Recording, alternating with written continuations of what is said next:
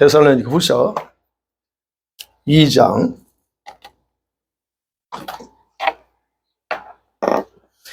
1절에서 5절입니다.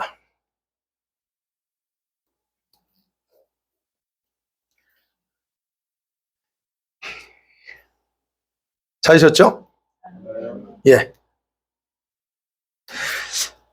1절에서 5절을 교독합니다. 제가 1절 읽을게요. 형제들아, 우리가 너에게 구하는 것은 우리 주 예수 그리스도의 강림하심과 우리가 그 앞에 모임에 관하여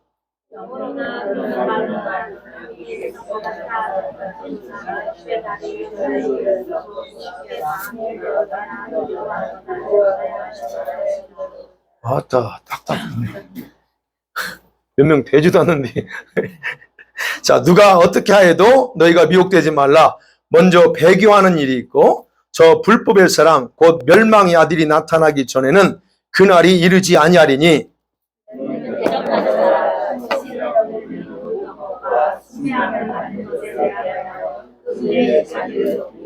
하나님의 성전에 앉아 자기를 하나님이라고 내세우는 5절 같이 읽습니다. 내가 너희와 함께 있을 때에 이 일을 너에게 말한 것을 기억하라 하지 못하느냐. 아멘. 자, 오늘 계시록 하면서 꼭 한번 짚고 넘어가야 될 예수님의 재림의 시기에 대해서 보려고 합니다. 자, 재림의 시기를 확인할 수 있는 부분이 여러분 일곱 인이 있잖아요. 계시록 6장에 나오는 6번째 인하고 7번째 인의 특성을 보시면 거기 보면 예수님이 재림의 어떤 시기가 거기에 정확하게 볼 줄 알면 나와요. 그래서 한번 오늘 더 보려는 거네요. 6번째 인이 특성이 뭐였냐면 여러분 기억 못 하신가 제가 대신 알려드릴게요. 6번째 인의 특징은 큰 진노의 날입니다. 그러면서 말하면 대환란의 경고를 알리는 인이에요. 그러니까 6번째 인이 터질 때 대환란이 시작돼요. 그 다음에 재림의 징조입니다. 예수님의 재림의 징조가 재림하기 전에 있어야 될 그 징조가 6번째 그 인이에요. 그러고 나서 기억나실지 모르겠네요. 7째 인 뗄 때 8장 1절에서 어떤 현상이 일어났어요? 기억 안 나죠? 8장 1절에 7째 인을 떼니까 반 시간 동안 조용했다고 그랬습니다. 우리 시간은 30분 정도 조용했어요. 그러면 왜 조용했냐? 말씀드렸죠. 왜 조용했을까? 그것은 지상에서 어떤 획기적인 사건이 일어났기 때문이라고 했어요. 그 사건이 뭐냐 하는 거예요. 그 사건은 적그리스도가 드디어 표면적으로 등장했던 시대다라고 하는 거예요. 적그리스도가 등장한 거. 자, 그것이 이제 6번째하고 7번째, 그 다음에 이제 7나팔을 들어가요. 그러면 우리가 생각해야 되게, 제가 오늘 왜 이거를, 작년까지도 많이 봤는데, 이거를 안 하다가 지금 이제 오늘 한 번 더 해야 될 이유가 뭐냐면, 여러분, 예수님의 재림의 시기에 대해서, 여러분, 정확하게 우리가 할 수 있을까, 없을까 하는 거예요. 왜냐면, 저한테 설교를 계속 계시록 들은 분들은 조금 이제 들으니까 이해가 될 수 있겠지만, 그러지 못하신 분들은 도대체 뭔 얘기 하는지 모를 수도 있어서, 그래서 한 번 더, 짚고 넘어가야 돼요. 여러분, 재림의 시기는 다니엘서 9장 24절부터 27절까지 말씀, 그리고 흔히 말하는 다니엘의 71회라고 우리 성경에 그랬어요. 71회 와 연결되어 있어요. 그러면 이 71회라고 하는 단어가 이걸 정확하게 알면 예수님이 언제쯤 재림하실까? 이게 정확하게 나올 수 있다는 얘기예요. 근데 예수님이 재림하시려면 반드시 선행돼야 될 사건들이 있어요. 먼저 일어나야 될 일이 있어요. 가장 우리가 오늘 본문에 나오는 거예요. 적그리스도가 먼저 등장해야 돼요. 적그리스도가 등장하지 않았는데 예수님이 재림한다는 건 다 거짓말입니다. 그 어떤 유명한 목사님 말해도 그건 거짓말이에요. 왜? 오늘 성경 2절에 말했죠. 영어로나 말로나 우리에게 받았던 편지로나 예수님의 재림의 날이 이르렀다라고 누군가가 말하면 쉽게 마음 동요하지 마라. 흔들리지 마라 그러죠. 두려워하지 마. 그러면서 뭐라 해요? 3절이 중요한 포인트죠. 누가 어떻게 말하고 어떻게 가르쳐도 미혹되지 마라. 그 미혹이라는 거예요. 그럼 말하죠. 먼저 선행 조건이 있어요. 먼저 배교가 일어나요. 배반이 일어나요. 교회 배반.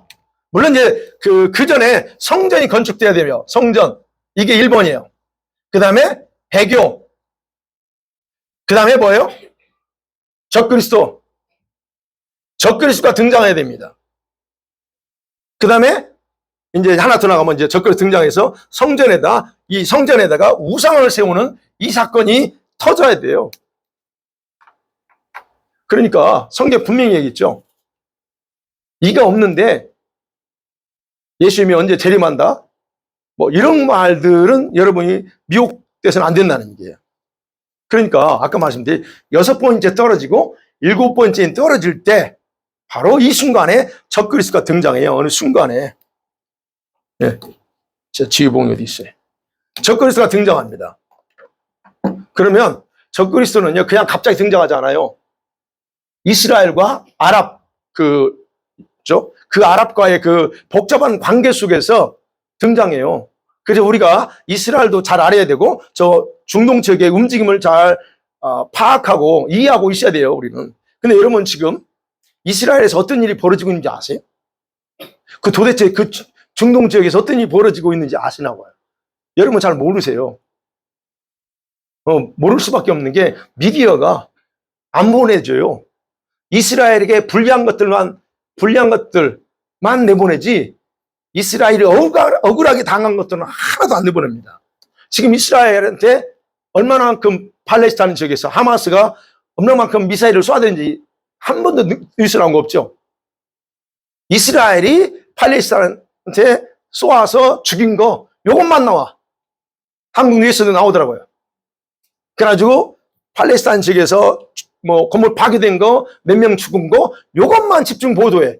그런데 걔네들이 쏘아대는 미사일 한 달에, 지난달에 했죠? 300몇 발이 있어요. 이스라엘에 쏘아대요. 그런데도 하나도 이스라엘한테 미사일을 쏘았다나 팔레스타인에 쏘았다는 게 하나도 안 나옵니다. 그런데 이스라엘이 거기 반격해서 테러리스트를 잡고 죽인 거는 또 대서특필합니다. 우리가 그거를 현재 그 속에서 어떤 일이 벌어지는지를 사실은 미디어가 안 보내주기 때문에 몰라요. 근데 여기서 우리가 기억하셔야 될 건, 그래서 이런 이스라엘과 아랍과의 복잡한 관계 속에서 적그리스도는 등장하게 돼 있어요. 그가 표면적으로 등장하기 전에 이것이 뭔지 있어야 돼요. 성전이 세워져야 돼요. 그래서 이 성전이, 여러분 아시는 이스라엘에 대해 관심이 있으신 분들은 지금 이스라엘은 성전을 세울 모든 게 다 완벽하게 준비가 되어 있어요. 재료든 뭐든 다 준비되어 있죠. 근데 언젠가, 그게 언제냐는 거예요. 제가 계시록을 하면서 그때가 언제라고 했냐면, 그때에 대해서 제가 분명히 이렇게 말씀드렸어요. 그때가 언제냐? 여기. 이때일 가능성이, 여기. 성전이 건축되는 게, 완성되는 게 이때일 가능성이 높다고 그랬어요. 왜 제가 이게 말씀드리냐면, 제가 그렇죠. 이 다니엘 70일에가 풀리면 이게 시기적으로 나와요. 그래서 제가 말씀드리는 거예요. 그래서 이 다니엘의 70일의 마지막 그 일에 해당되는 전후로 나와. 일어난다는 거예요. 그래서 제가 그 시기를 2028년에서 길게 2030년이라고 제가 예상하는 거예요. 예상. 이게 제가 2018년도에 이스라엘에 갔을 때 제가 이때 예수님의 현장에 가보면, 그래서 제가 이제 기도하고 있어요. 지난 주일날 식사하면서 내년도에 이스라엘 봄에 우리 교회에서 우리 성지 순례 한번 계획을, 그래서 이제 기도하기 시작하는 거예요. 그래서 갔으면 좋겠다 이제 기도하고 있어요. 그래서 근데 성지를 가서 보는 거하고 그냥 여기서 달랑 듣는 거하고 틀립니다. 성지 딱 밟아보고 그걸로 가서 이렇게 느끼는 거하고 틀려요. 저희 사모는 얼마나 거기 그 땅 감동이 넘치는지 몰라요. 그 예수님이 걸었던 땅, 나사렛 땅을 걸어봐요. 실제 요단강 가서 이렇게 봐요. 그게 감회가 세려요. 가이사랴 빌립보 가보고. 어떤 그런 지역을 가서 보는 거하고 다른데, 제가 그때 2018년도에 가서, 주님의 재림이 가까워졌다는 거. 그래서 제가 그때 한 15년 예상했어요. 2018년도에 15년. 15년이면 예수님 오시겠다. 예상을 했어요. 그런데 그때 대충 잡은 거예요, 그건. 대충 잡았는데, 근데 제가 지금 대충 잡은 게 아니고, 일단은 이 정확한 이 다니엘 71에 볼 때 조금 대충이 아니고 조금 더 이제 구체화된 거예요.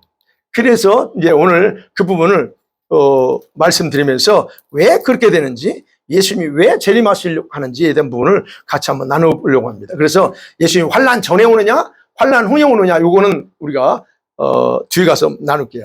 자, 여러분, 그러면 우리가 생각해도 예수님의 재림의 시기는 우리가 짐작할 수 있어요. 언제쯤인지 짐작 가능합니다. 지난번에 제가 말씀드렸죠. 우리 전 세계 한국 분도 마찬가지고 예수님의 재림의 때, 또 날, 또 뭐 이런 얘기하면 그냥 알러지 반응하지만, 여러분 보세요. 날과 시간은 모릅니다. 그러나 제가 보니까 연도는 파악이 되더라 이거예요. 그래서 제가 얼마 안 남았다 얘기하는 거예요. 자, 그러면 그런 부분에서 우리가 재림의 시기를 알 수 있느냐? 분명히 알 수 있다. 그러나 날짜는 몰라요. 오해하지 마세요. 날짜 모릅니다. 시간 모릅니다. 예수님 말씀하셨죠. 그 날과 그 시는 모른다고 했어. 아무도. 저도 모릅니다. 그건. 예수님도 모른다고 했는데 내가 어떻게 알아요? 그러나 이걸 해보니까 연도는 파악이 되더라는 거예요. 그러니까 그거. 자, 그러면 예수님의 재림의 1차 목적이 뭘까요?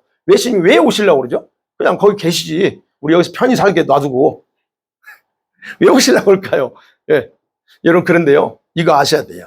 지금 천국에서 신랑 되신 예수님께서 이 지상에 있는 교회들을 볼 때마다 너무 많이 마음이 안타까워하고 굉장히 마음이 아프시다는 거. 왜냐하면 세월이 흘러가고, 그리고 미디어가 발달하면 발달할수록 자신의 신부로 준비되어야 될 성도들의 숫자가 점점점 줄어들고 있기 때문에 주님의 마음이 너무 안타깝다는 거예요. 왜요? 아니, 미디어가 발달하고 과학이 발달하는 거하고 뭐가 문제일까요? 여러분 생각해보세요. 성도들이 미디어가 이제는 우리 주님의 위치를 차지했어요. 그 얘기하는 거예요.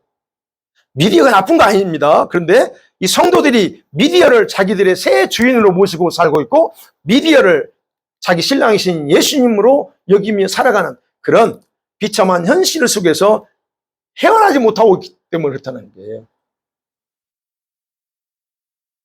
예전에는 어땠어요? 이웃사랑을 기쁨으로 했습니다. 이웃을 사랑하고 섬기고 도와주고 하는 거 기쁨으로 했는데, 여러분 말고 여러분 잘 하세요. 그런데 이제는 사람을 사랑하지 않고 자기 자신만 위하고 자기 자신만 사랑하는 세대예요. 디모데후서 얘기하고 있죠. 자기를 사랑하며. 이렇게 바뀌었어요, 사람들이. 예전에는 모든 것의 기준을 뭐 해뒀어요? 이 성경의 기준을 두고서 생각하고 판단했습니다. 그래서 이 성경을 절대 진리라고 믿었습니다. 그래서 어떤 죄든 악이든 하나님이 싫어하는 건 허용하지 않았어요. 가능하면 어떻게든. 그런데 지금은 어떻게 해요? 이 하나님 말씀을 다 뒷전으로 하고 뭐가 중요해야 될까요? 지금은? 뭐가 더 중요합니까? 문화가 더 중요해. 우리 기독교인마저도 이 하나님 말씀이 기준이 아니고 이제는 문화가 중심이 되면서 어떻게 해요? 이 하나님 말씀을 이제 쓸모없는, 그냥 어제 주일날 그랬죠? 현대인에게 안 맞는 그런 성경 어떤 글 정도로 여기는 그런 사람들, 의외로 교회 안에 성도들이 많다는 게. 그러니까 이런 마음들을 가지고 일반적으로 대부분 다 성도들이 그렇게 살고 있기 때문에 주님 보실 때 너무 안타깝다는 거예요. 그 말은 무슨 말이에요?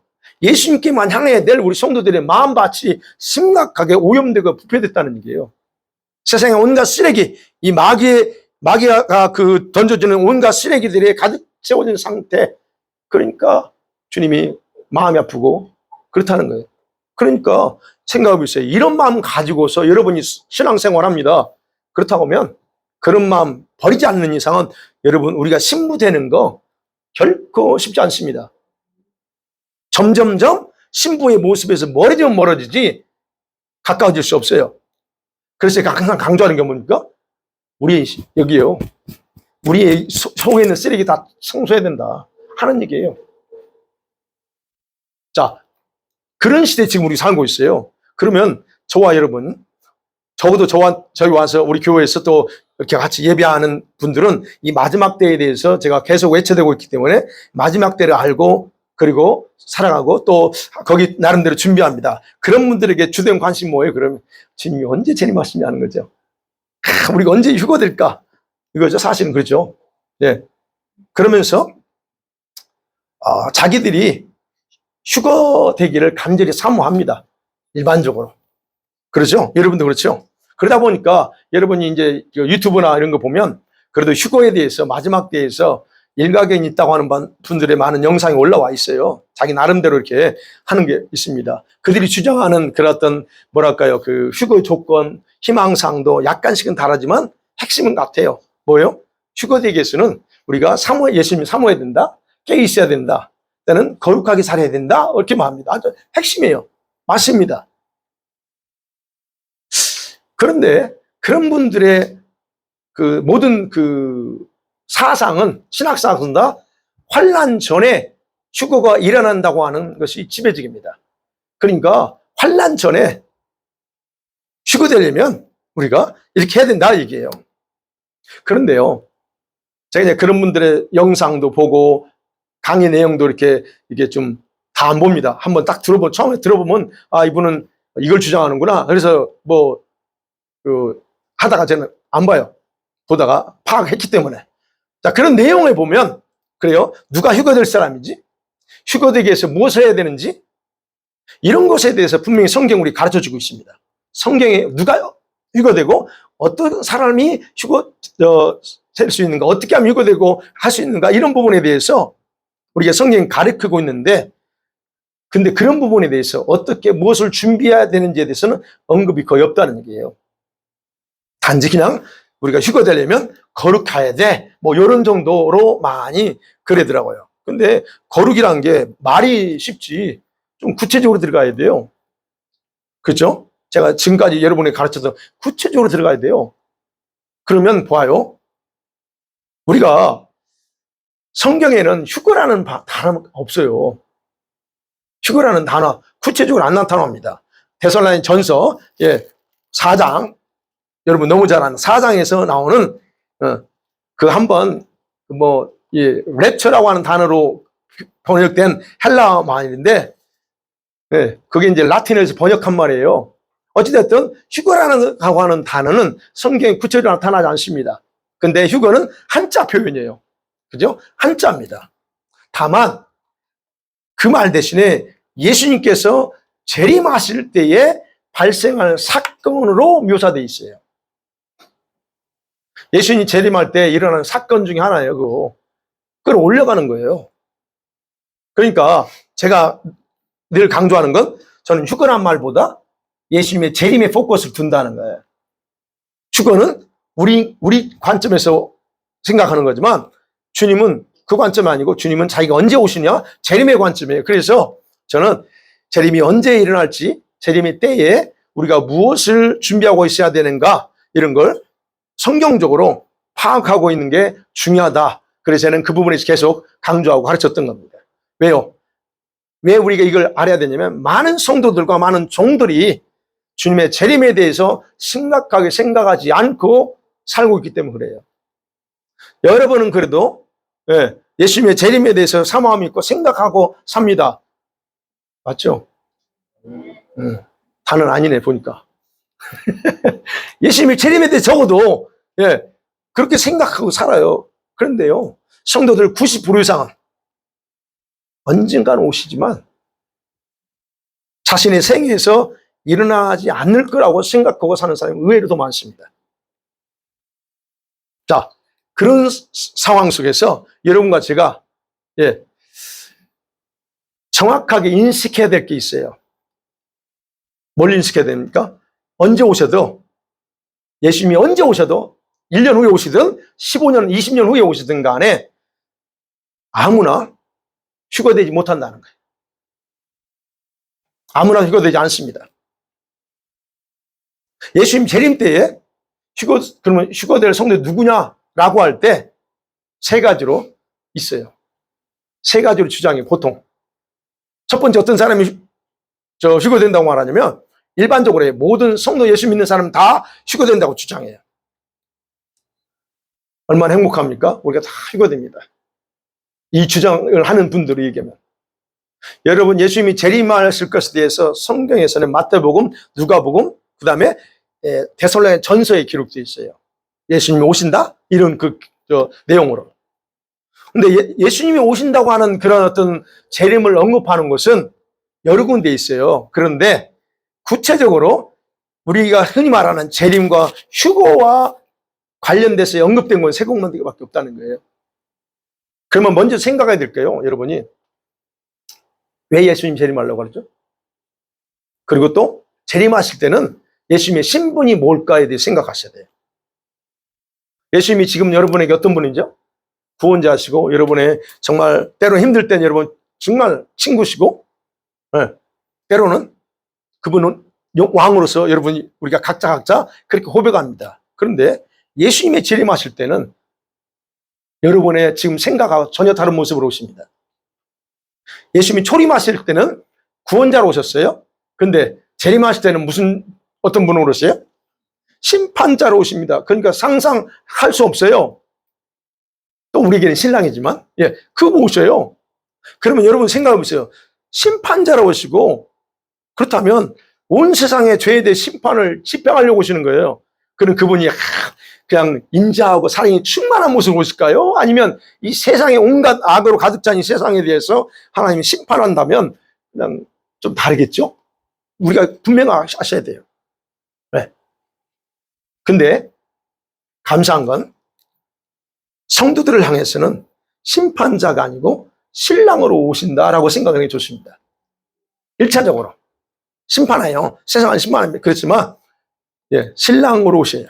그러면 예수님이 재림하실 때 그분의 신분은 그래서 결혼을 치를 신랑의 모습으로 오셔요. 그리고 나서 심판하세요. 자, 그렇기 때문에 주님은 왜 재림하실까? 왜 재림하세요, 그럼? 심판하기 전에 이제 거기서 구분합니다. 심판하세요. 그러나 심판은 나중에 하시고, 그 다음에 왜 오세요? 뭐 하려고? 이 땅에 자기 신부들을 픽업하기 위해서 오시는 겁니다.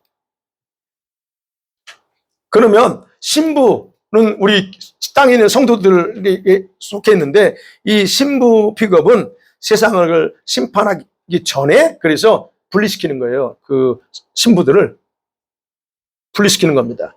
그렇다면 이 땅의 모든 성도들, 이 땅의 모든 교회들이 모든 예수님의 신부에 해당될까? 이렇게 해석하는 분이 있다고 그랬어요. 모든 성도들이 다 휴거된다고 그럽니다. 그런데 안타까운 것은 모두가 신부라고 말하지 않는다는 거예요. 이 주장에 대해서 여러분 제시하시는 말씀이요. 여러분 그 마태복음 24장 31절에 그가 큰 나팔 소리와 함께 천사들을 보내리니 그랬어요. 천사를 보냅니다. 그리고 말하길 그들이 택하신 자들을 하늘 이 끝에서 저 끝까지 다 사방에서 모으신다 그랬어요. 모아요. 그러니까 그걸 우리는 휴거라고 말하는데 근데 예수님이 휴거라고 말하지 않았어요. 모은다 그랬어요. 자, 그래서 포인트는 그겁니다. 여기서 택하신 자들이라는 단어입니다. 그러니까 택하신 자들 누구를 가리킬까요? 바로 이들이 모든 성도들이라는 거예요.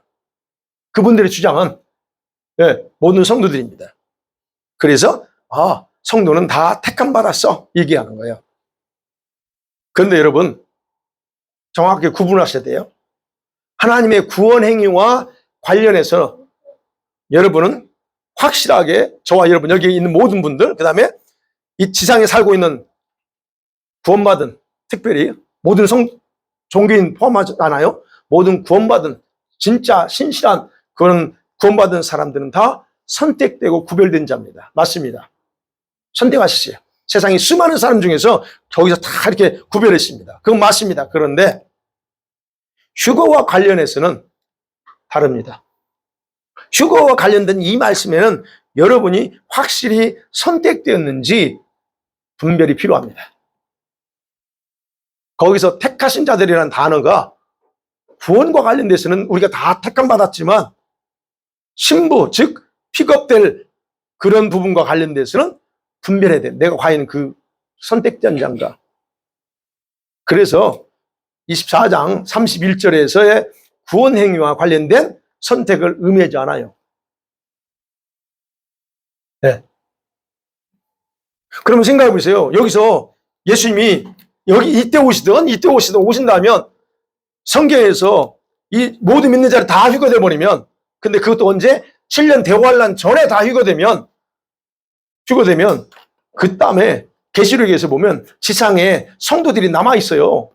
그 남아 있는 성도는 누구요? 누구냐고? 다 휴거되면. 그러니까 지금 우리가 이 부분에 대해서 좀 이제 뒤에 가서 제가 더 말씀드리겠지만 그렇지 않다는 거예요. 그럼 만약에 모든 성도들이 휴거될 것 같으면 예수님께서 마태복음 24장 또는 25장에서 비유를 하셨잖아요. 열천의 비유도 하셨고, 그러면 기름과 등불 준비해라. 신랑 맞이할 준비하래요. 그리고 깨어있으라. 왜 명령하냐는 거예요. 왜 명령하죠? 예수님이 도둑처럼 오신다 말합니다. 아니 뭐 걱정할 게 뭐가 있어요. 도둑처럼 오시든 말든 난 택함 받은다는데 구원받은 다 죽어되면 뭐 그거 걱정할 게 뭐가 있어요. 그죠? 걱정할 필요 없습니다, 여러분. 네. 그러면 이렇게 말씀하셔야 걱정하지 마라 너희들. 어떤 환란이 와도 내가 환란 전에 너희들 다 건져서 픽업할 거야.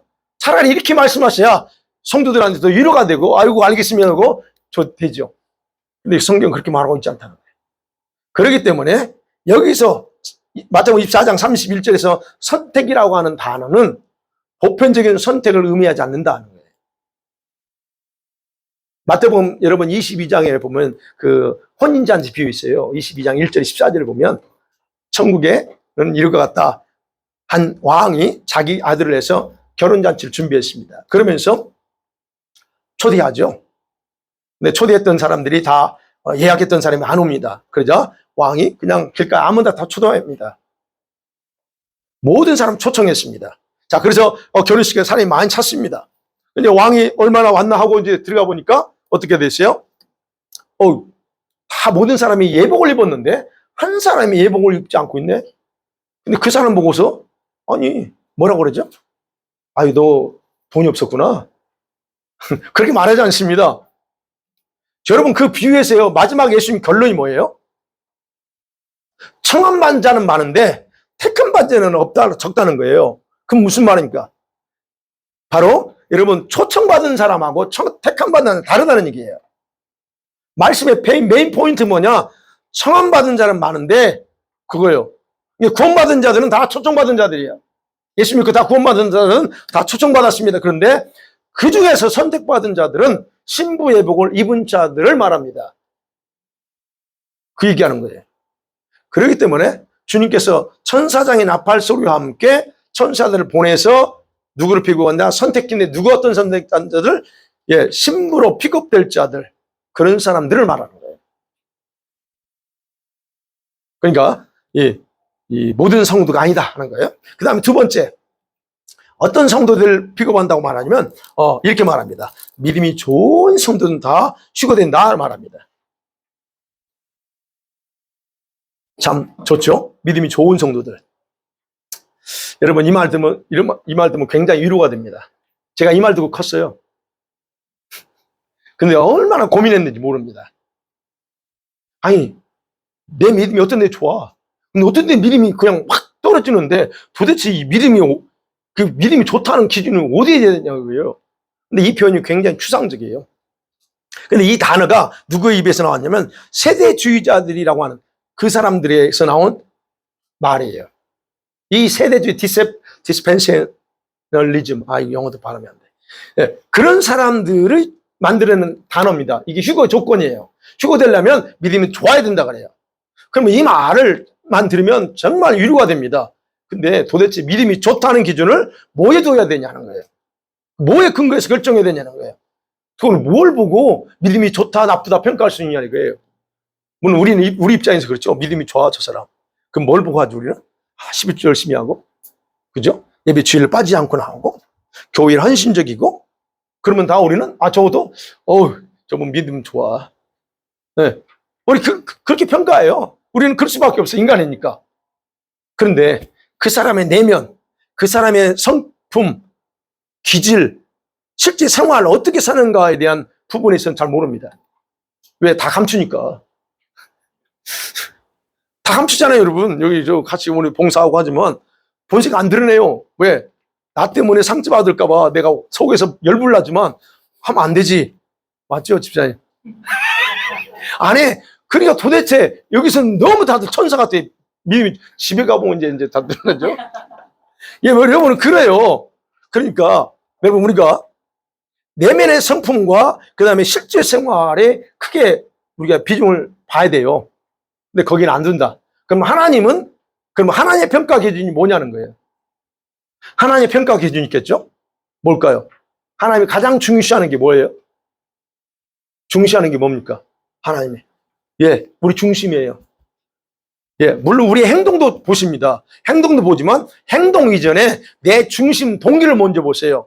그 중심 동기에 근거해서 행동이 나오니까. 그렇다면 우리가 기억하셔야 될 건 여러분이 어떤 행위를 했든 간에 그것보다 중심 동기가 하나님 앞에 올바르냐 올바르지 않았냐는 거예요. 그러니까 여러분과 제가 믿음이 있으니까 어떤 행동인다? 이거 다 틀려요. 여러분 생각해보죠. 믿음 없이도 얼마든지 선한 일 헌신 많이 해요. 다운타운에 가보세요. 홈리스들 사역하는데 그다 다 믿는 사람 아니에요. 그냥 길거리에 발렌티예요. 내가 선한 일 하니까. 그럼 그 사람들이 믿음이 있어서 하냐? 아니요. 아닙니다. 사회사업하는 사람들, 가난한 사람 돕는 거, 그런 희생 아무나 안 해요. 그죠? 그건 또 많이 합니다. 거액을 막 기부합니다. 그럼 그 사람들이 믿음이 있어서 할까요? 아니, 그거 아니라니까. 믿음이 좋아서가 아니라는 걸 제가 항상 말씀드리죠. 믿음이 좋아서가 아니에요. 그렇게 희생하지 않습니다. 그러니까 이들의 행위가 나쁜 게 아니에요. 선해요. 아름답습니다. 우리가 본받아야 돼. 그렇지만 그것 가지고 그 사람이 행위가 너무 아름다워서 신부될 자격이 있느냐? 천만에 그렇지 않다는 거예요. 자동적으로 주어지는 게 아니라는 거예요. 그렇기 때문에 주님은 믿음이 좋은 사람들을 픽업하러 오시는 게 아니라 신부를 픽업하러 오세요. 그게 말 틀렸다는 얘기예요. 믿음이 좋은 사람. 그러니까 신부는 여러분의 교회 안의 직분, 사회적인 어떤 위치, 업적, 나이, 신앙의 연조와 상관이 없습니다. 그 다음에 세 번째 어떤 사람 픽업할까요? 너무 잘 알죠. 성경에서 말하죠. 깨어서 자기를 준비한 자들을 픽업합니다. 그러면 셋 중에서 어떤 게 가장 더 맞을 것 같아요? 예, 세 번째예요. 주님께는 픽업의 대상이 확실히 정해져 있어요. 예. 그럼 어떤 사람이 신부에 가까울까? 세 번째에 해당되잖아요. 예. 주님은, 신부들은요, 여러분, 우리 주님이 주신 흰 옷을 입고 삽니다. 그리고 깨끗하게 보존합니다. 그런 사람들은. 그러가 기름과 등불을 준비하고 기다린 사람들이에요. 거기 성경에 보면. 근데 그들이 우리는 누군지 모릅니다. 여러분이 진지 아무도 몰라요. 저도 모릅니다. 그러나 주님은 자신의 신부들이 누구인지 어디에 있는지 다 알고 계세요. 우리 교회 안에 몇 분이 신부로 준비되고 있는지 그분 다 아십니다. 주님의 신부는 희귀하대요. 주님의 신부는 많지 않대. 어떤 목사님이 그러시대. 몇천 명 되는 교회에 집회를 갔는데 거기에 흰 옷 입고 있는 그런 분들이 몇 명 안 보이더라고요. 그러니까 우리는 아무도 몰라. 근데 바로 그래서 주님은 이런 신부들로 준비된 자들이 존귀한 자들이기 때문에 환난 속에 남겨두지 않고 픽업해서 천국으로 데려가요. 언제 데려가냐? 이거는 이제 뒤에 가서 해볼게요. 자, 그래서 주님은 분명히 재림하시는 목적은 분명하게 우리가 아셔야 된다. 아무나 해당이 안 된다 하는 거예요. 그 다음에 세 번째 생각하겠습니다. 재림에는 두 가지 이론이 있어요. 두 가지. 제가 아까 말씀드렸죠. 다니엘의 이 71의 해석이 다시 한번 이해하셔야 됩니다. 71이란 말을 일반적으로 통용되는 해석이 뭡니까? 7일, 영어로 킹 제임스 벌저에서는 70 weeks라고 써요. 70 weeks. weeks로 번역했어요. 그러다 보니까 그거를 weeks로 하면 어떻게 해요? 7일이잖아요. 7일. 예. 그래서 하루를 1년으로 계산해서 7년 계산해. 그래서 그러다 보니까 이게 우리가 흘리면 하라는 7년 대환란 이게 여기서 나오는 얘기예요. 다니엘서 9장 27절에서 한 일에 평화 조약을 맺어. 맞죠? 그러고 나서 일의 중간에 그자가 배반해. 그래서 그 계산법에 근거해서 그 7년, 그래서 전 3년 반, 후 3년 반으로 구분해요. 7년을 그래서 환란 기간으로 정의하는 거예요. 그런데 여러분 기억하시겠, 제가 누누이 설명했기 때문에 왜 그렇게 정의한지는 정확하게 모릅니다.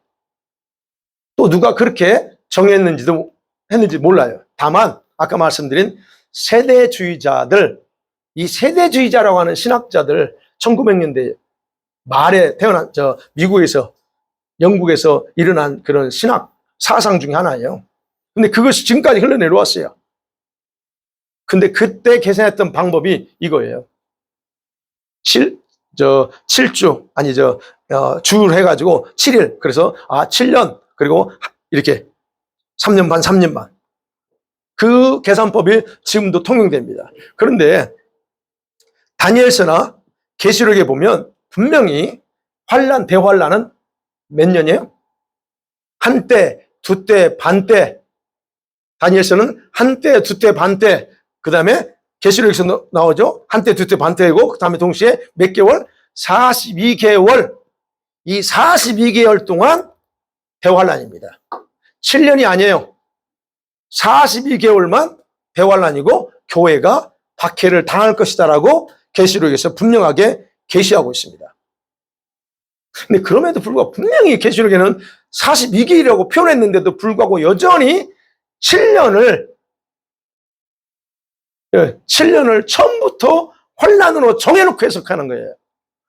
다니엘의 7주, 이거 71회, 그 7년. 정해놓고 해석하고, 정해놓고 다니엘서 연구하고, 정해놓고 계시록을 연구합니다. 그러니까 처음부터 7년이라는 왁구에다가 집어넣고 계산해요. 그러니까 똑같은 얘기 하는데 안 맞는 얘기 하는 거예요. 그래서 이 7년 해석에 근거해서 재림을 연구합니다. 그러다 보니까 두 가지 나와요. 이제 뭐 또 더 있는데 제가 항상 두 가지로 요약합니다. 환란 전 재림 얘기하는 거고 환란 후 재림한다 그럽니다. 자, 그러면 제가 해석하는 방법은 뭐냐면 7년 이게 70일에는 7주가 70 weeks가 아니에요. NIV 성경이 맞아요. 77s예요. 네. 숫자로 표기하면 뭐죠? 이거라고 그랬잖아요. 제가요. 71회라고 하는 우리 숫자로 표기하면 10.7이에요. 그럼 이걸 어떻게 하냐면 다니엘한테 그러잖아요. 너 지혜가 필요하다? 그럽니다. 너 지혜가 필요해. 이거를 이해하려면 지혜가 필요하다? 그럼 이거를 7일이 아니고 뭐라고 그랬어요? 7번째 세븐스라고 해야 되냐. 7일 7번째. 성경에서 이스라엘 백성들은 우리 숫자람 기수, 서수 있잖아요. 기수가 뭐예요, 영어로? 요 헷갈리니까 잘 얘기해야 돼요. 오리지널 넘버하고 카디널 넘버가 있어요. 카디널 넘버가 뭐예요, 한국말로? 기수에 카디널 넘버. 그는 오디널 넘버, 서수. 예, 서수. 이거를 카디널 넘버로 쓰면 안 되고 오디널 넘버로 써야 돼요. 근데 킹 제임스에서는 뭐냐면 이거를 카디널 넘버로 써요. 그러니까 7일 그래요. 그러나 여기서는 7일이 아니고 seventh예요. 7번째. 그러면 7번째. 그럼 성경에서 7번째, 첫째 날, 둘째 날, 셋째 날 나오잖아요. 그 중요성을 제가 이미 여러 차례 말씀드렸어요. 우리는 성경에서 숫자 쓸 때 카디널 넘버로 쓰지 않아요. 오디널 넘버로 쓰지. 첫째 날, 둘째 날, 셋째 날 그래요. 안식일도 7째 날 그렇게 그래요. 그러면 여기서 70에 7이라고 하는 것은 일곱 번째, 그리고 일곱 번째 해당되는 게 뭐죠? 안식일이에요. 그 다음에 또, 그 다음에 뭐가 있어요? 안식일 다음에 뭐예요? 일곱 번째 년. 안식년. 예. 이게 지금 여기서는 그래서, 예. 오디널 넘버로 일곱 번째에서 일곱 번째 해당되는 7년, 안식년을 표현해요. 그래서 안식년에 70번 지나면, 그러게요. 그 다니엘서에 보면 안식년이 70번 지나는 거예요. 그러면 생각해 보세요. 제가 여기다 그래서 표시해 놓은 거예요. BC 457년부터 이때 이 다니엘서 얘기한 것이 시작됐어요. 그때 이게 그죠? 이게 예루살렘 성이 전부 다 세워지고 그게 일곱 번째 안식년 연도수로는 49년이 지납니다. 그 다음에 62일의 안식년이 지납니다. 그때가 언제예요? AD 26년이에요. 예, AD 26년. 그렇게 나와서 지금 이 안식년은 계속 흐르고 있어요. 유대인들의 안식년은 중단되지 않습니다. 그래서 작년 있죠? 21년 9월에서 22년, 예, 이때가 354번째 안식년이라고 했어요. 354번째 안식년. 그러나서 지금 이제 우리가 2023년 삽니다. 그럼 안식년 끝났고, 그 다음에 1년, 2년, 3년, 4년, 5년, 6년째, 일곱 번째가 여기서 또 안식년입니다. 이때가 355년째 안식년이에요. 이게. 그러면 제가 왜 이렇게 지금 다시 한번 설명드리냐면, 왜? 이제 예수님이 재림의 때에 대해서 얘기하려고 하는 거예요. 그럼 이미 지났습니다. 그래서 말씀드렸잖아요. 환란 전 휴거를 주장하는 분들은 이 22년 9월, 10월에 예수님이 오신다고 그랬어요. 왜? 7년 대환란이 여기서 시작되는 거예요. 1, 2, 3, 4, 5, 6, 7. 이 7년 대환란이 그분들의 근거에서는 7년 대환란이 여기서 시작됐어요. 그러면 지금 우리가 7년 대환란에 들어가 있고 지금 그래서 그분들 주장은 뭐였냐면 이전에 예수님이 재림한다 그랬어요. 근데 예수님이 안 오셨습니다. 아까 말씀드렸죠? 어떤 세상에 유명한 목사님들이 예수님이 오신다, 언제 어떻게 오신다 할지라도 오늘 본문에 나온 것처럼 조건이 갖춰져야 된다고 했어요. 배교 하나님 먼저 일어나야 돼. 다시 말해서 성전이 건축돼야 돼. 먼저 이스라엘 성전 건축되고 그 다음에 배교가 일어나 교회. 그 다음에 적그리스도가 등장합니다. 그리고 나서 성전에다 우상을 세워. 이게 순서예요. 이 순서 없이 그냥 7년 대환란 여기서 오늘 예수님이 오셔. 이거는 다 미혹에 지금 거짓된 여기 있잖아. 미혹되지 말라 그랬어요. 그래서 이 다니엘 70 이게 풀리면 그래서 아까 말씀 연도가 날짜는 모르지만 연도는 파악이 된다는 얘기예요. 그래서 제가 여러분들이 좀 위험스럽게 들을 수 있지만 이 계산법의 근거니까 29년, 30년 사이더라 이거였잖아. 제 계산법에서는. 그러니까 왜 이게 나오는가를 제가 이 말을 하는가에 대해서 이걸 제가 그래서 설명드리는 거예요. 이거가 이해가 돼야 제가 왜 이단적인 말을 또 하나 이렇게 생각할 수 있어요. 이단적인 얘기를 왜 연도를 이야기하고 그렇게 그래야 여러분이 그래서 제가 설명하는 거예요. 왜? 그렇지 않으면 이게 아니고 그냥 7년째 그러면요. 여기에서 7년 대환란 흘리고 말은 척 하면 지금부터 대환란이에요, 여러분. 우린 들어가고 있어요. 우리 대환란 속에 있습니다. 그분들 해석한가면 참 힘들죠, 대환란 살아남기. 여러분, 너무 편하네. 이건 환란이 뭐예요, 이거? 근데 그렇게 주장한단 말이에요, 지금. 7년 대환란이래, 이 기간이 지금. 그러고 나서 어디요? 이때 7년 대환란 반절이면 어디예요? 1년, 2년, 3년. 이때쯤 이제 대환란이 들어간다고 그래요. 환란, 이게 소환란이고 이게 대환란이에요. 여기에요. 그럼 이때쯤 들어가서는 이제 그렇게 얘기해요. 근데 성경에서 대환란은 적그리스도가 등장함을 통해서 대환란이 시작돼요. 그래서 제가 지금 말씀드린 거예요. 네. 우리 교인들은 다 이해가 됐죠, 이거. 네. 자, 그러면 더 넘어갈게요. 환란전에 예수님이 오신대요. 근데 이게 환란전 이 휴거에 대해서 전 세계 교회가 가장 보편적으로 받아들이는 이론이에요. 다 수용합니다. 근데요, 이 이제 환란 전 있고 환란 후인데 중요한 것은 예수님의 재림보다 이런 이론들은 재림보다 성도의 휴거에 집중되어 있어요. 휴거 어떻게 하면 휴거. 그런데 그래서 저는 휴거라는 말보다 재림이라는 말을 더 쓴다 하는 거예요. 그래서 이 이론이 아까 이 이론에 근거하면 7년 환란 시작, 그래서 전에 예수님이 시작됐기 때문에 이때 재림하셨어야 돼. 그러면 이제 이분들은 얘기는 뭐냐면 이게 올해 안 오셨잖아요. 안 오셨어. 그래서 이제 이때가 안식년이 시작된단 말이에요. 이때. 그럼 이때 예수님이 이때 오신다고 그래요. 환란 전에 이때 재림합니다. 이거 환란 들어가고 그렇게 얘기해요.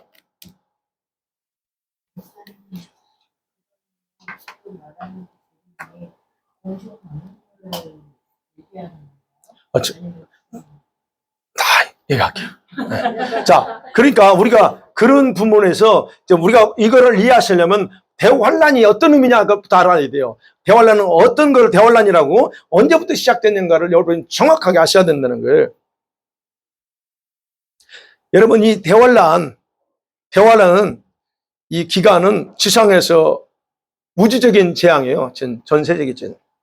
이때 심판이 집행되고 남은 성도들, 휴거되지 못한 성도들, 즉 신부로 취급되지 못한 성도들은 박해받고 믿음으로 여기서 훈련받는 기간이다라고 얘기합니다. 이렇게 주장하는 분들이에요.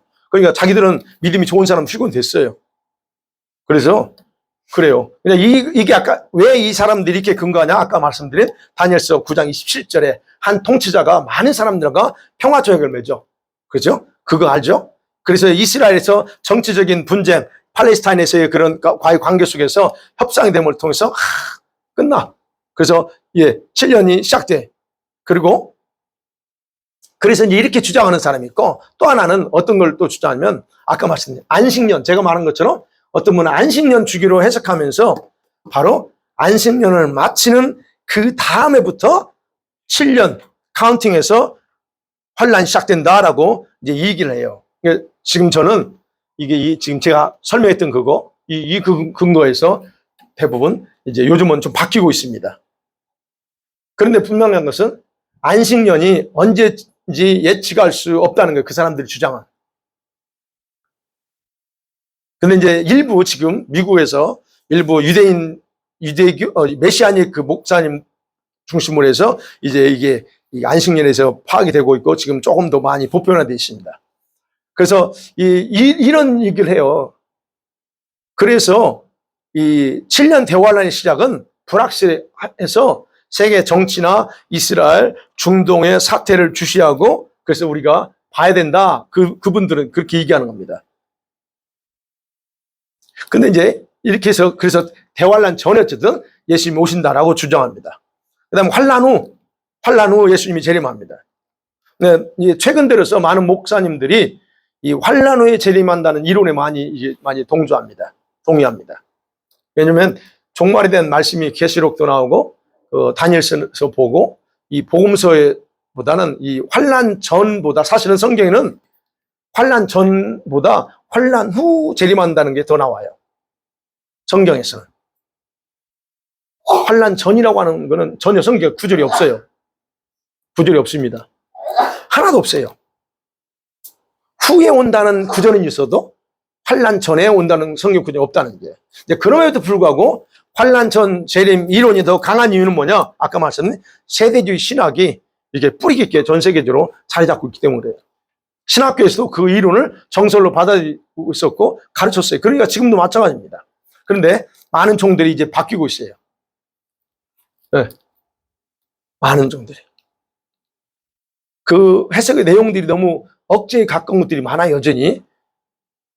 그래서 이제 좀 이거만 나면 서로 얼마나 이게 대립이 되는지 몰라요. 싸웁니다. 저는 그 부분이 보면 아예 그냥 안 해요. 왜냐하면 쓸모없는 논쟁이 되니까. 그러나 분명한 것은 성경은 재림과 환란에 대해서 명확하게 기록하고 있다. 그래서 대환란은 막연하게 7년이 아니라 적그리스도가 등장과 함께 시작되는 42개월 기간이라는 거예요. 그러면 예수님, 꺼졌네. 배터리가 금방 갔네. 자, 예수님의 재림은 환난 전일까 후일까? 여러분, 예수님의 재림은 아까도 말씀드렸죠. 적그리스도가 등장한 이후에 오십니다. 그냥 오지 않아요. 순서가 있어요. 엄밀하게 따지면 그래서 환난 전도 아니고 환난 중간도 아니고 환난 후도 아닙니다. 분명히. 그럼 언제냐 이거예요. 아까 제가 이제 여기서 좀 더 이렇게 제가 계시를 연구하면서 다니엘 이게 70이 풀면서 이 계산법이 나온 게 계시록에 보면 두 증이 나와야 돼요. 그럼 그건 좀 그렇고 이 성전 건축이 언제쯤 될까? 제가 예측하는 거 이때쯤 됩니다. 2027년, 28년 이 사이, 29년 이 사이에 성전 건축이 완공되며 그리고 6번째인이 본격적으로 이 지구상에 번질 거예요. 그럼 우리가 지금 23년 살고 있습니다. 24년, 25년 사이에 어마어마한 어떤 우리 인장에서 두 번째, 세 번째, 네 번째 이런 어떤 식량난 요게 이때쯤 나올 거예요. 본격적으로. 지금도 경제가 많이 어려워졌지만 2024년, 25년 가면 더 어마어마하게 나올 거라고 저는 예상해요.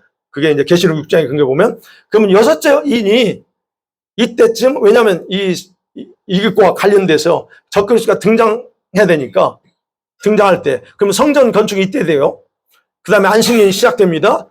그러면 적그리스도가 등장할 이후에 바로 대환란이 시작되는 거예요. 예? 맞죠? 그래서 마태복음 24장 15절에 여러분 아시죠? 멸망에 가증한 것이 성전에 세워질 때 뭐라고 말합니까? 그때부터 42개월이에요. 이게 3년 6개월입니다. 그래서 적그리스도 등장하고 거기다 우상을 세웁니다. 그리고 우상을 세우고 예배, 제사를 금지한 이후에 대환란이 시작되는 거예요. 그렇다면 재림은 환란 전이 될 수 없어요. 대환란은 그분들이 주장한 대환란이 시작되면 이거예요. 안식년 끝난 다음에요. 그럼 여기서 그랬죠? 안식년 여기야. 내 계산법 먹으면 그 사람들 얘기하러 보면 7년 대환란은 여기 이때부터 대환란이 시작돼요. 그래서 이때 환란 전에 재림해야 된다고 얘기하잖아요. 그럼 환란 전이 될 수 없다는 거예요. 왜요? 안식년이 끝나면 만일에 우리 숫자로 보면 30년 이렇게 넘어가야 되거든요. 이때부터 대환란이면 그러면 환란 전은 아니다. 네. 그래서 예수님은 환란 전에 재림하지 않는 것이다. 환란 전이라는 말 아까 그랬죠? 적그리스도가 등장 전을 말하는 거예요. 그러면 휴거가 일어난 후부터 대환란이 시작된다고 그들은 믿어요. 그렇기 때문에 논리적으로 안 맞다는 거예요. 대환란. 그러면 이때 제가 보는 건데 이때가 안식년이에요. 여기 29년, 30년 안식년인데 적그리스도는 이때 어느 시점에 등장해요. 어느 시점에 등장합니다. 그러면서 대환란이 시작되고 그리고 그게 이제 마태복음 24장의 근거에 볼 때 그렇다는 거예요. 그러면 그렇죠.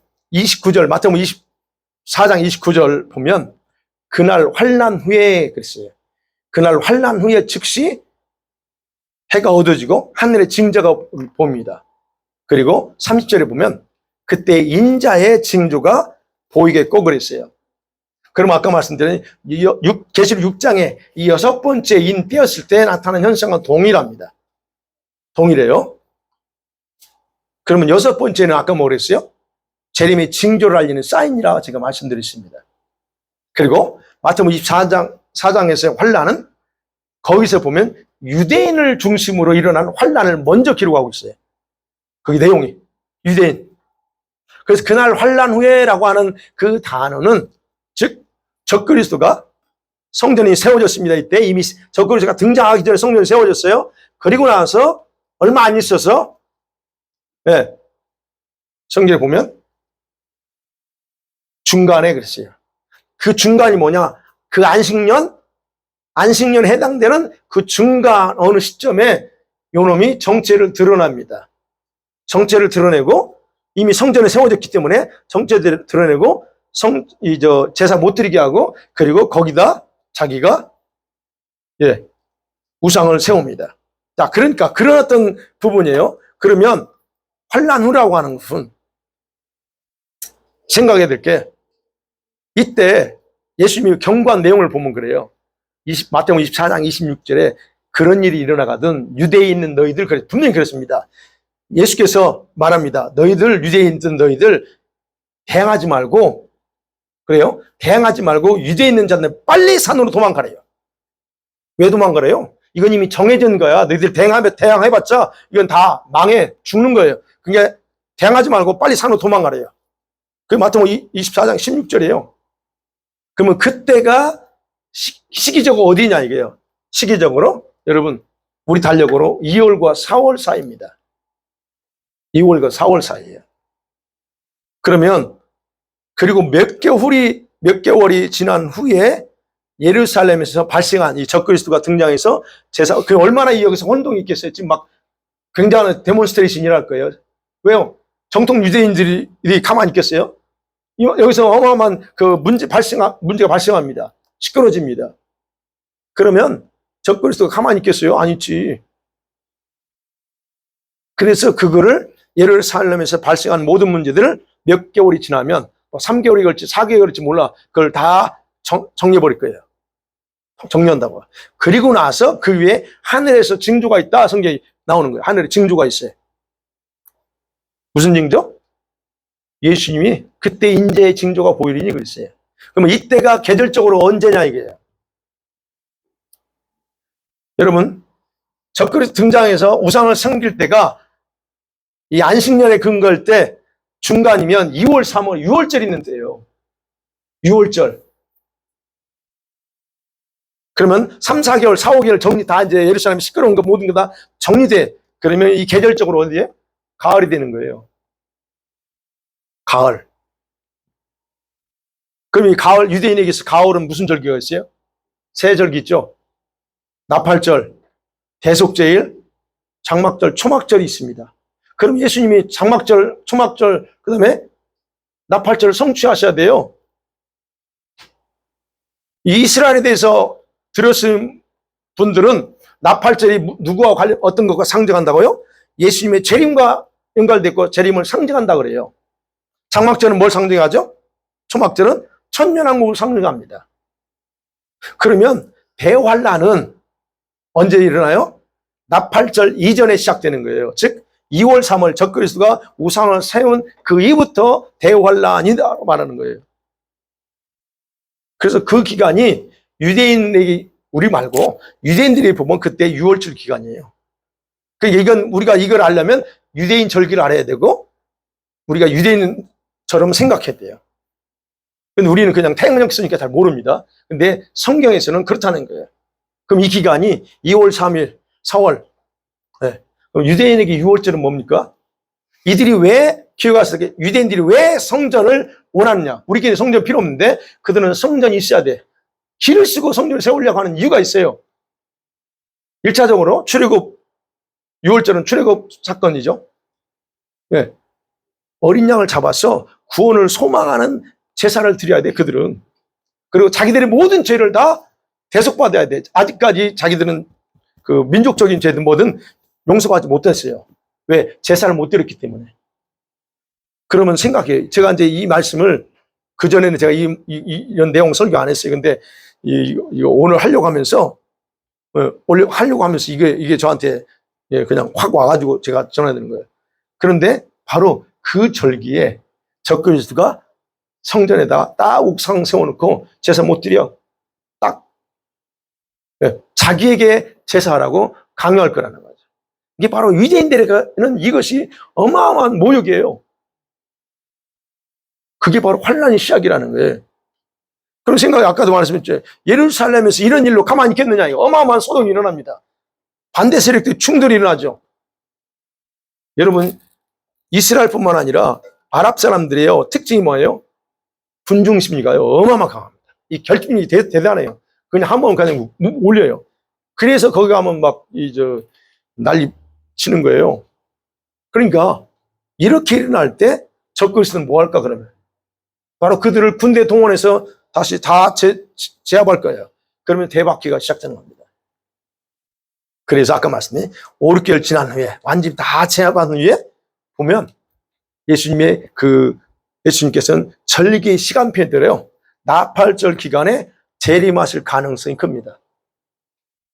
이건 이제 가능성 얘기하는 거죠. 또 뭐, 네, 언제다는 모릅니다.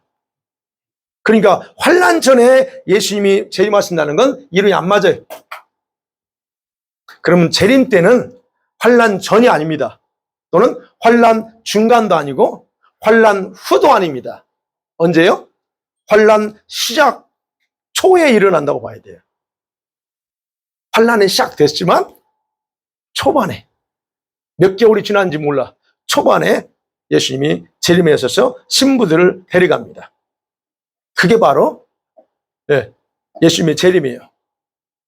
그래서 우리는 여러분이 흔히 알고 있는 공중재림, 지상재림이라고 하는 단어를 알고 있어요. 여러분 그거 세대주의에서 나오는 단어예요. 그거 성경의 재림이 한 번이에요. 두 번이 아니에요. 공중재림 있고 그 다음에 7년 저 위에서 혼인잔치하다가 지상으로 뿅 재림, 전혀 그러지 않습니다. 성경에서는 그렇게 말하지 않아요. 그게 이제 지상재림, 공중재림, 대사는 4장에서 나오는 말이에요. 근데 그가 그렇지 않다. 그럼 계시록에서는 뭘 얘기하냐? 제가 이제 했어요. 추수입니다. 신부들은 휴거되지만, 그게 이제 첫 번째 주님이 재림이지만, 그러나 이제 휴거되지 못한, 즉, 신부로 준비되지 못한 성도 남아요. 이 사람들이 대환란에 들어가는 거예요. 그럼 대환란에 들어가서 이 사람들은 수많은 사람이 순교당하고 죽습니다. 거의 다 많이 죽어요. 왜요? 어떻게 살아요? 못 살지.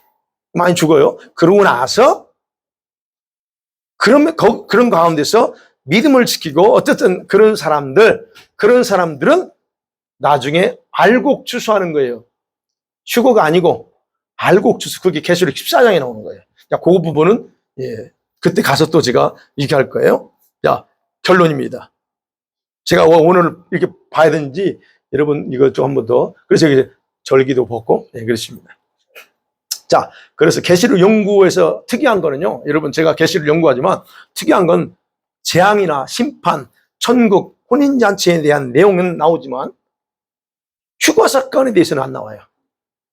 휴거에 대한 부분은 안 나옵니다. 주님께 휴거가 관심이 아니에요.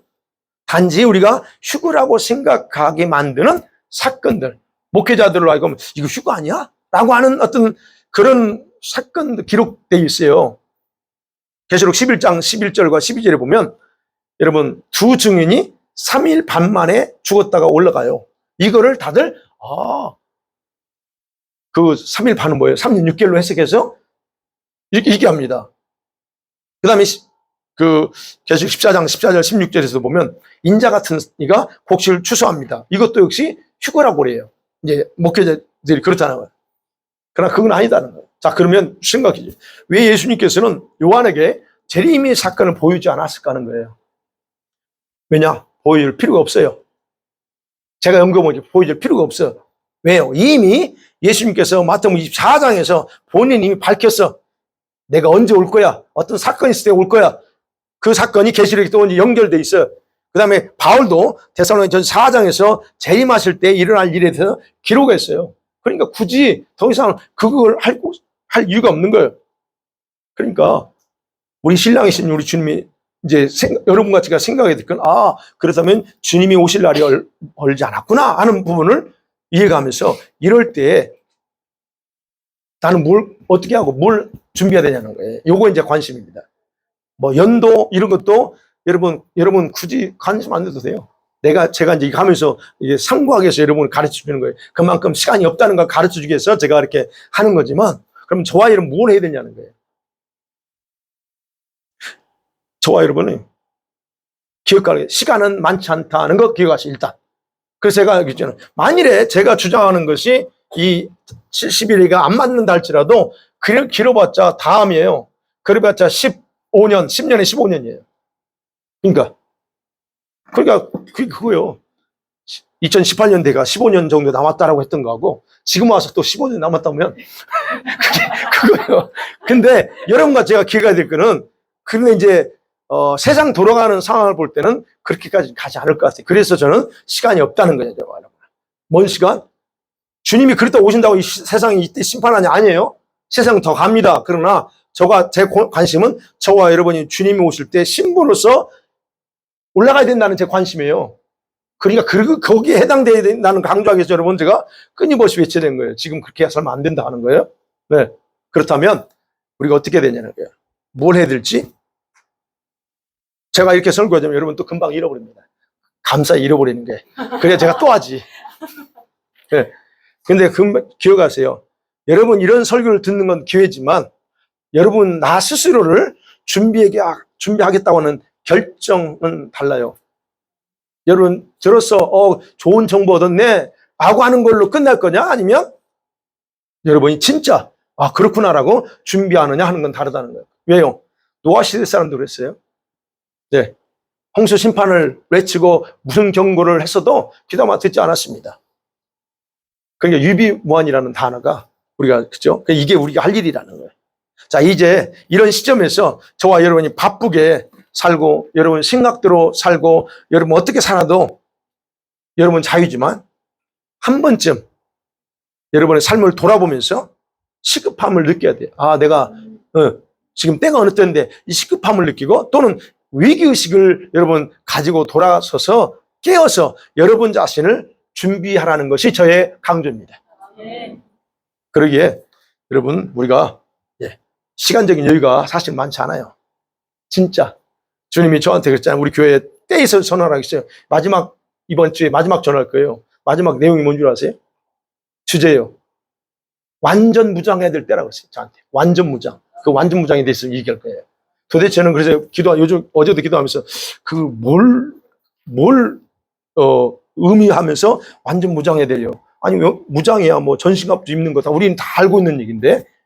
근데 주님이 말씀 완전 무장해야 될 때다 그래요. 그럼 도대체 왜 주님이 완전 무장해야 될 때라고 지금 얘기하냐. 그러니까 이런 것들이 시간적인 여유가 그렇게 많지는 않다는 저는 그렇게 받아들여요. 그래서 이런 것이 여러분 뼛속까지 깊이 이렇게 좀 이렇게 새겨져서 여러분이 정말 하는 사람도 빠짐없이 주님 오실 때 잘 준비돼서 올라가는 저와 여러분들에게 간절히 소망합니다.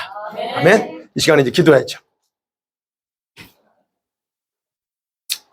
여러분 재림의 때는요, 여러분이 제가 그냥 뭐 이렇게 약간 우스갯소리를 하지만 여러분 생각보다 훨씬 가깝습니다.